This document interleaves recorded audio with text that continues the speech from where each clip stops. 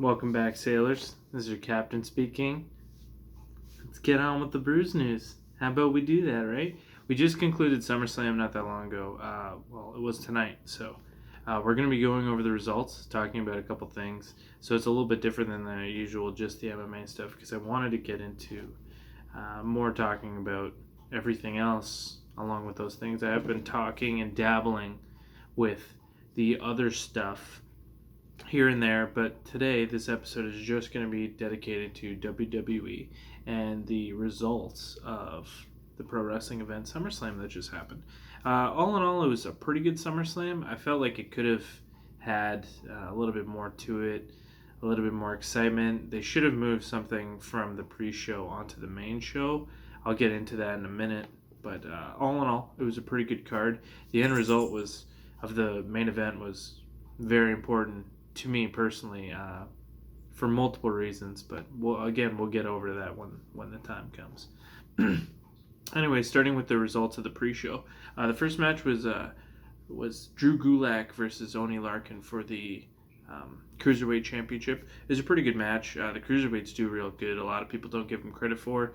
I was sort of hoping that what they would do with the Cruiserweights is they would integrate the Cruiserweights with the female division, so that they could have their own show, because 205 Live is kind of down there, and I feel like the women are just picking up enough speed that they would be able to help the show. Plus, the men in the Cruiserweight division are small enough so that they could actually have like a mixed tag team championship instead of the women's tag team, which the women's tag team championship doesn't make a lot of sense to me since there's really only like 7 or 8 females on each brand. So I feel like it would make more sense to have a mixed tag team championship over having a female tag team championship where the roster isn't so, light.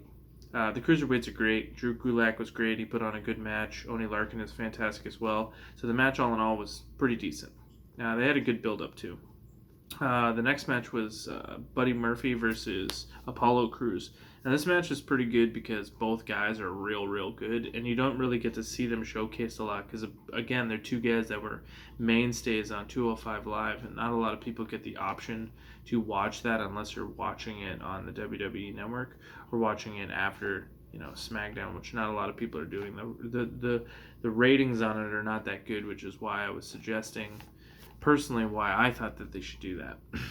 So, moving on, there was this big return. Elias came out and he was talking on the mic during the pre-show, and Edge ended up coming out. And this is massive because Edge is personally my favorite wrestler of all time. He was the guy who I watched when I was a kid. So it was fantastic being able to see him come back because his retirement was real scary. It kind of, broke my heart a little bit. So seeing him be able to come back occasionally is good. Plus, he's a guy who has said before that if he comes back to the WWE in some sort of management role or some sort of GM role, he wants to be able to play a real important player, in promoting storylines. So to see him coming back and doing something like this, that means that there's meaning behind it. So, not to say anything, but he did spear Elias, which is huge because he was told that he can't take any bump whatsoever. So the fact that he was able to do that and had the heads up from the WWE and all that stuff is maybe pointing at him being able to even possibly make an in-ring return, which would be awesome. So for the last match of the pre-show, we had Alexa Bliss versus Nikki Cross. Alexa Bliss and Nikki Cross as a tag team versus the Iconics. In the rematch, they had a fatal 4-way match on Raw, and we saw Alexa Bliss and Nikki Cross win these female tag team championships. It should have been the Kabuki Warriors because Kairi Sane and Asuka are the best female wrestlers on the entire roster, and they're just completely getting cucked. But what can you do? Alexa Bliss is huge in her own right, and so is Nikki Cross. There's a lot of good females, and that's the problem with them being on the main roster, where there's so many big, heavy hitters to put on the show all the time that they're not all being utilized properly, and it's making for a lot of stuff. Like Nakamura is a good example. Nakamura is one of these amazing wrestlers who can put on great storylines and great matches. He was fantastic in NXT, and he's not able to showcase his talents as much because there's so many other big guys on the card that it kind of falls to the back. And he's the IC champion right now, and he didn't even defend the title. And the IC title was huge. It was probably the most popular title for a little bit there while the Miz had it. So it speaks volumes to where that title's kind of sitting and how the WWE is sitting. I hope that they can really take a look at this and start to build proper storylines. SmackDown is coming to Fox soon, and Fox said that they want to play a huge role in the storylines, and they have a lot of great ideas. So hopefully they invest more on putting on great matches and great storylines instead of just having, the typical Vince McMahon, have the big guy crush all the little guys and it leads nowhere. Like, the WWE has been real bad for storylines these past few years, so hopefully they can pick something up and start building it. Anyways, going on to the main card, the first match that we had was a banger. It was Becky Lynch versus Natalya. A lot of people were kind of indifferent about it, and this is my problem with the SummerSlam card as a whole. I felt like a lot of the matches were way too predictable because the storylines weren't built properly. There wasn't enough time for them, and there's just some superstars who are so big and so high in the company right now that it didn't make sense for them to lose to people who weren't as popular, who weren't getting as much pops, who weren't as big bad guys, because that's usually what you see. You either see a huge babyface at the top, or you see a huge heel at the top. And some build in between with the middle, with the heel holding the title for a long time until the babyface can win at some triumphant big pay-per-view, which is SummerSlam is one of the big 4 pay-per-views that the WWE does. So Becky Lynch, huge babyface right now. She's absolutely fantastic. She's killing it. Before WrestleMania happened, you could argue that she was probably the most popular superstar. Not even just female, but superstar on the entire roster, which is insane. I've never that will probably be something we won't experience again, but it's just one of those things, and it speaks pretty huge to how popular Becky Lynch is, because she's so good on the mic and she's so good with her comebacks, and it's just absolutely fantastic. Hopefully Seth Rollins actually takes some advice from her and starts writing stuff down. Anyways, Becky Lynch and Natalya had a submission match, and it ended pretty good. They were battling back and forth, and then Becky got to disarm her over the top rope, or the middle rope. I forget which one it was exactly, but she got her in the move through the rope, and it was just too much, and Natalya tapped out. So Becky Lynch retained the title. It was good. It was a good match. Then the next match was that build-up I was talking about in my last video about Dolph Ziggler and Goldberg. Goldberg came out. The match started off real crazy. Dolph Ziggler super kicked Goldberg right in the face, and I was like, holy shit, what is happening? And then Dolph Ziggler landed another super kick and went for the pin, and he only got a 1 count, and I was losing my mind. I was like, holy shit, is Dolph Ziggler about to lose? Then he absolutely got decimated by a spear, jackhammer. Then it got real weird with Ziggler talking lots of shit, and Goldberg coming back and just pounding the shit out of Ziggler some more. And then Ziggler grabbed the mic after Goldberg was walking away, and this happened like 2 or 3 times at this point. Apparently, though, apparently Vince loves Dolph Ziggler. I had no idea that this was the case. You'd think the complete opposite with how they treat him, but apparently Goldberg and Vince had handpicked Ziggler because he was one of their favorites, based on just a few things with his ability and how he's been in the company and everything. And I said this before, Ziggler's a guy you want to see good things happen for, because he is fantastic in every single way. He sells things really well. He's good on the mic. So to have them say that about him, hopefully the plan is for him to be able to build something. The next match was AJ Styles with the OC, which is the original club, versus Ricochet. They had a good match. It was a real good match. Usually AJ has the best match on a pay-per-view almost every single time. It's just what he does, because he's one of the best wrestlers in the world, if not the best. Ricochet is another guy. He's a super talented high flyer. He's powerful. He does a lot of things really well, and they put on a fantastic match. The match ended with a spot where Ricochet went for a diving moonsault, or was it a moonsault? I think it might have been a moonsault, or it was the 540 senton. He went to do a crazy flip, and AJ basically caught him in the Styles Clash and landed the move, and it was crazy. And if you get a chance, you should definitely watch it. It's one of those New Japan ROH spots that you would never see in the WWE, but the WWE trust AJ and Ricochet to be able to pull this stuff off because it's stuff they're used to.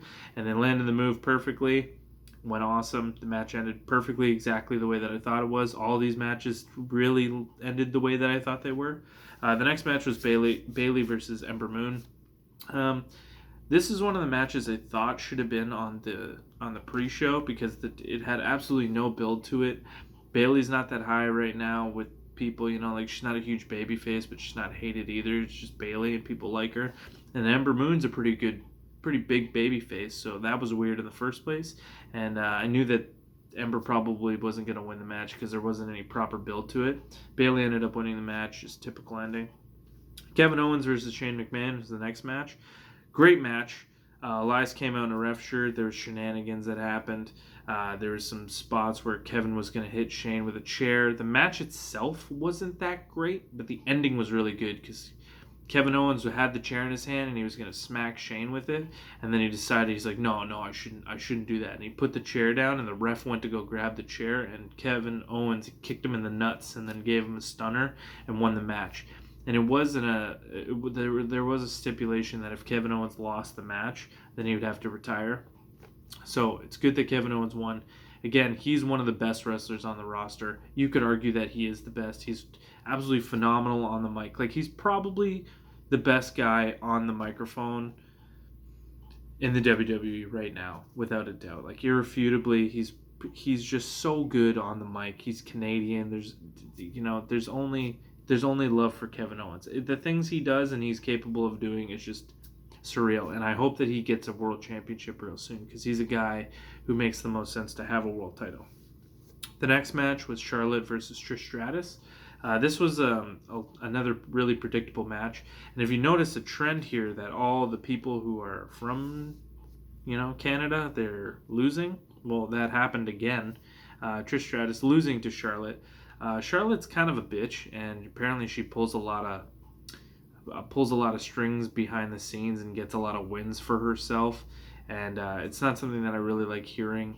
We've heard about it in the past with people being like, "Oh, I don't like this guy, so I won't lose to him."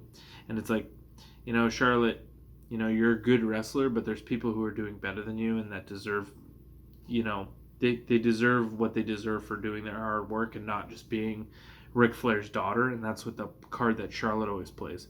I like Charlotte as a wrestler, but as a person, I'm not really a big fan of her.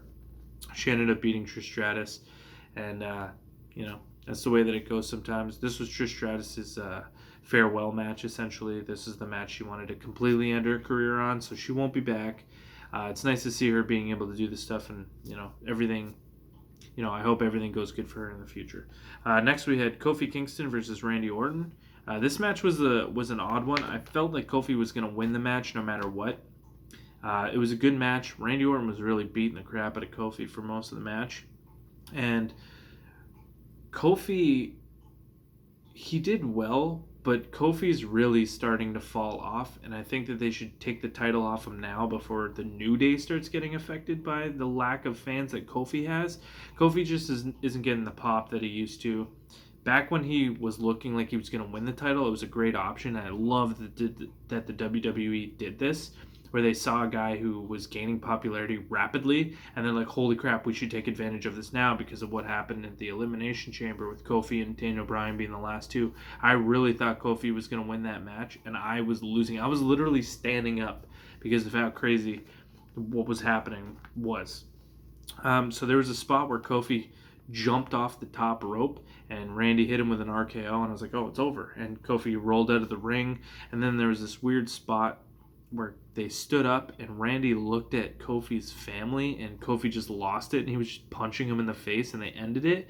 And I was like, that was real stupid. I figured that Kofi would win. He lost, but he didn't lose his title because it was DQ. So it was just a weird thing. The next match was The Fiend, the debut of The Fiend. Bray Wyatt as another debut for him versus Finn Balor. Finn Balor's my favorite wrestler on the roster right now in terms of wrestling. So seeing him lose over and over and over again is kind of getting depressing because he's one of the best wrestlers. And I hope that they give him something for this hard work soon, or I hope he leaves the company because it's heartbreaking watching a guy like Finn Balor being, smucked around like this constantly. And it's not that Bray isn't good because I really like Bray Wyatt and his new entrance music and his new entrance everything is real awesome. But it's like Bray is just a recycled, version of his past, and that's awesome, and I love it. But again, I just feel like Finn shouldn't have been the guy to kind of take this bullet here. So Bray Wyatt won the match. It was a squash match. He absolutely decimated him. So we'll see what happens with that. The last match was Seth Rollins versus Brock Lesnar. So just to sum up quickly, Brock Lesnar has been like the world champion for the past like 3 fucking years, and it's been horrible because he doesn't appear on a lot of pay-per-views. He doesn't defend the title a lot, and he absolutely just destroys everybody he faces, and it's just horrible. People have been booing for him to lose the title for 3 fucking years. And he lost the title, and then he won it back from some stupid Money in the Bank shit. I was so upset about it. I knew he was going to win the title back, but I was really, really hoping, and I really thought that Seth was going to win it back at SummerSlam. There wasn't a lot of build to this, but it got to where it needed to go, and it ended up happening. Seth ended up winning the title. Thank God. Please never put the world title on Brock again. Ever, ever, forever, ever. Because the guy is not... He's a part-timer. That's like putting the title on The Rock. It's just the dumbest thing to do. Brock isn't a guy who's going to be around at every house show, at every pay-per-view, at every event, every Raw and SmackDown. He's not a guy who's going to go to bat for you like that. He only wants the money, and he doesn't care. And he doesn't even talk on the mic. That's how not committed to this shit he is.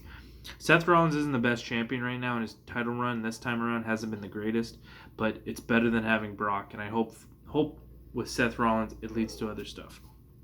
Anyways, I hope that you guys like this summary a lot. I sure enjoyed doing something different this time around. I hope that you liked the video. If we can get a like, a share, and a subscribe, that'd be great. Anyways, thanks. That was real lame. Have a good one.